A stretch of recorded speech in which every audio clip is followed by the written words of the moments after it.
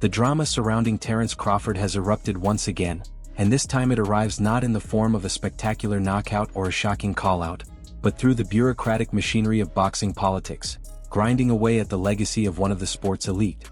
What unfolded this week was something few fans expected but many insiders quietly anticipated. Terence Crawford, the man celebrated as a three-division undisputed world champion, has been stripped of his WBA title at 168 pounds. In a moment, the status he carried into the ring after conquering Canelo Alvarez evaporated, replaced by a cold administrative ruling that leaves him no longer undisputed and no longer the holder of the belt that crowned his conquest of a division nobody believed he would truly rise to dominate. It was a twist wrapped in irony, frustration, and political undertones that reveal more about the sport than about the fighter at the center of it.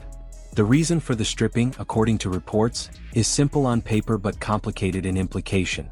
Crawford did not pay the required sanctioning fee owed to the WBA, a fee that stands at roughly 3% of a fighter's purse when claiming a world title. For most fighters, this is non-negotiable, simply part of the cost of holding a belt. But Crawford, having already been sanctioned, tested, disputed, and promoted across multiple weight classes, seems to have grown weary of the business of boxing overshadowing the sport itself. By refusing to pay, he effectively forfeited the belt, and with it, the title of undisputed champion.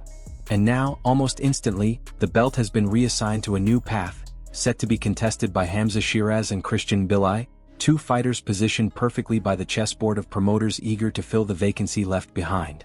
But the politics stretch far beyond a fee. Crawford has now completed the astonishingly rare accomplishment of becoming undisputed in three divisions yet has never once defended any undisputed title in the ring. The lineage, the prestige, the sense of conquering a division and then granting contenders their shot, none of that has ever been part of Crawford's legacy. The belts have come together, only to scatter again before the next chapter begins. Fans call it strategic, critics call it symbolic. But in truth, the cycle reveals something deeper about modern boxing. Undisputed status is often less about combat and more about connections, influence, timing, and promotional leverage. Crawford's situation has become the perfect example of that imbalance, and his recent comments only deepen the intrigue. In the days surrounding the stripping of his title, Crawford found himself facing another wave of accusations, this time linked to concerns about performance-enhancing drugs. These allegations did not originate from a commission, a failed test, or a direct accusation, but rather through commentary surfacing online after other fighters were caught in unrelated cases. When Janibek Alimkanyeli failed a test for meldonium and Joseph Parker tested positive for a prohibited recreational substance, a storm of commentary emerged about the deeper doping issues in boxing. A well-known broadcaster remarked that the sport had a widespread PED problem, and though the comment was general, Crawford reacted as if it was leveled directly at him. His response was emotional, defensive, and unusually sharp for a fighter who usually carries a quiet confidence. His frustration reflected something unspoken, that in a sport where rumors travel faster than facts, even the cleanest fighter can become collateral damage. The irony is thick. Crawford had previously discussed potential fights with fighters who themselves faced PED questions, yet now he found himself publicly pushing back against insinuations tied only to timing, not evidence. Fighters and insiders constantly whisper that a staggering percentage of professionals operate on something, yet almost none ever test positive. With that reality in mind, accusations become almost meaningless, and clean tests no longer comfort fans in the way they once did. Crawford's insistence that nothing illicit would ever be found in his system may be true, but the larger issue remains.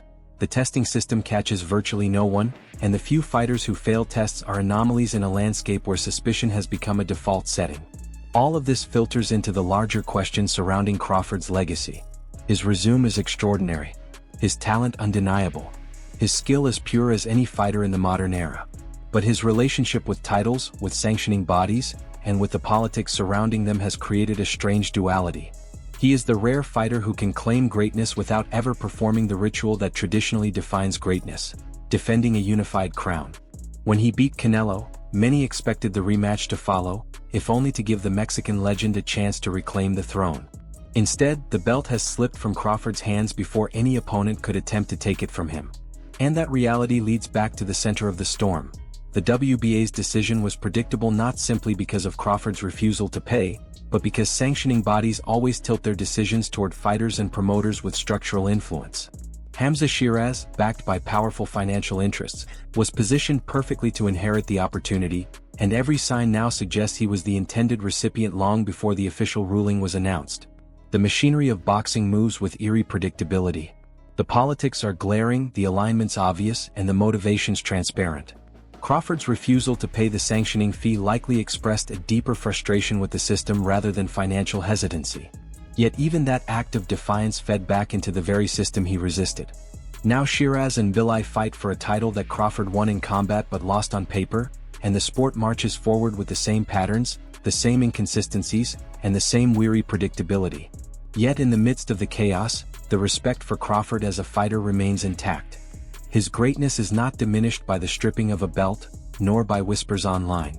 But the cracks in the structure surrounding him reflect a truth about boxing that fans must wrestle with. Greatness in the ring does not always align with greatness in the politics that sit beside it. Crawford's career will be remembered for the violence of his brilliance, not the bureaucratic turbulence he navigated outside the ropes. And perhaps that is all he seeks at this stage, to fight, not to negotiate. To perform, not to conform. But still, the question hangs in the air: how can a fighter be undisputed 3 times yet never defend the crown once? And what does that say about the meaning of undisputed today? For many, the answer is unsettling. If you enjoyed this deep dive into the politics and controversy surrounding Terence Crawford, make sure to like the video, subscribe to the channel, and activate notifications so you never miss an update. And tell us in the comments below, do you think Crawford was right to walk away from the WBA belt, or does this decision tarnish his legacy in a way that can't be ignored?